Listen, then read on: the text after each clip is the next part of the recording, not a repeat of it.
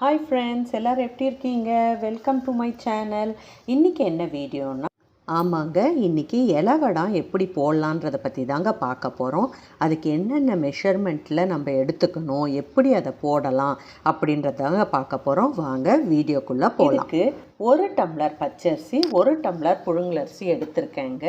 இதை நல்லா வாஷ் பண்ணிவிட்டு நல்லா ஒரு 5 to 6 hours ஊற வைக்கணுங்க. ஊற வச்சுட்டு நல்லா இதை கிரைண்டரில் கிரைண்ட் பண்ணிக்கணுங்க. நான் இதுக்கு எடுத்துருக்கிறது 4 பச்சை மிளகாய் எடுத்திருக்கேங்க. காரம் இது ரொம்ப பச்சை மிளகாய் இருக்கிறதுனால நான் 4 எடுத்திருக்கேங்க. இல்லை உங்களுக்கு ஜாஸ்தி வேணும்னா எடுத்துக்கலாங்க.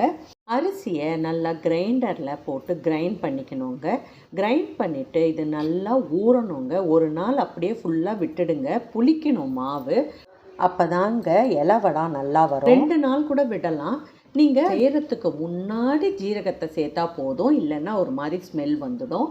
இதுக்கு நம்ம இந்த மாதிரி இலையை ஒரு 3 இலை இந்த சைஸ்க்கு நம்ம கட் பண்ணி முன்னாடியே வச்சுக்கிறது ரொம்ப நல்லதுங்க. வாங்க இப்போ ப்ராசஸ் பார்க்கலாம். இப்போ நான் இண்டக்ஷன் ஸ்டவ்வில் தாங்க செய்கிறேன்.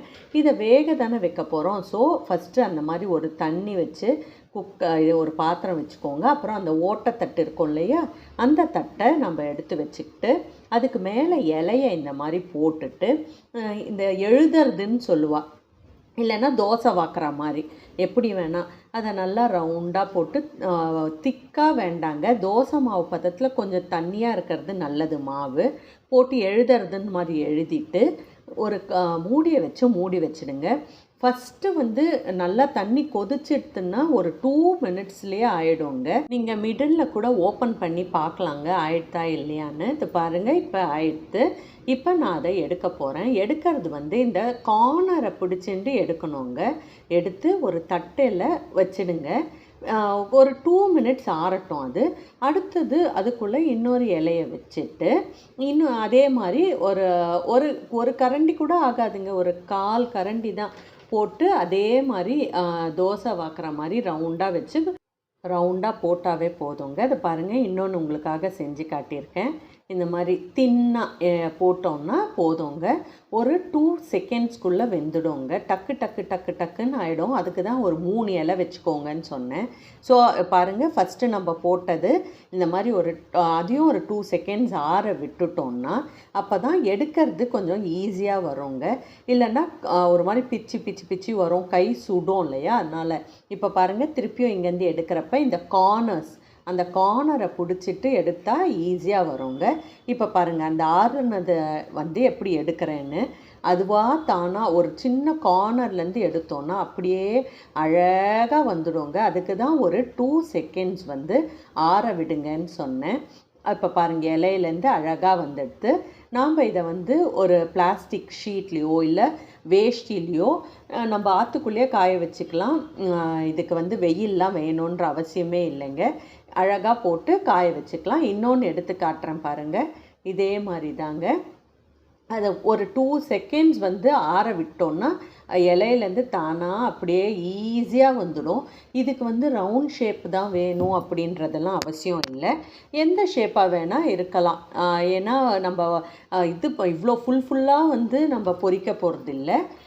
ஹாஃபாக தான் கட் பண்ணி பொரிக்கலாம். இல்லை ஃபுல்லாக வேணுன்றவங்க ஃபுல்லாக பொரிச்சிக்கலாம். அதனால் ஷேப்பெல்லாம் இதுக்கு ரொம்ப அவசியம் இல்லைங்க. எந்த ஷேப்பாக இருந்தாலும் ஓகேங்க. இப்போ எப்படி எடுக்கிறேன் பாருங்கள். திருப்பியும் அதே மாதிரி ஒரு கார்னரில் எடுத்தோன்னாவே அழகாக அதுவாக பிச்சிட்டு வந்துடும். நம்ம சிரமமே பட வேண்டாம். ஸோ இந்த மாதிரி ஒன்றொன்றுத்தையாக எடுத்து பேப்பரில் போட்டு ஒரு 1 day இல்லை 2 days கூடங்க காய விட்டுட்டோன்னா நல்லா இருக்குங்க. வெயிலே வேண்டாம். அதுக்கப்புறம் நம்ம டப்பாவில் ஸ்டோர் பண்ணி வச்சுக்கலாங்க. இந்த இலவடம் செய்யணுன்னா ஒன்றே ஒன்றுங்க, என்ன தெரியுங்களா, பொறுமை ரொம்ப முக்கியங்க. ஏன்னா ஒன்றா தான் நம்ம செய்ய முடியும். நம்ம அட்டை ஸ்ட்ரெச் நிறைய மாவு போட்டுட்டோன்னா ரொம்ப சிரமமாயிடும்.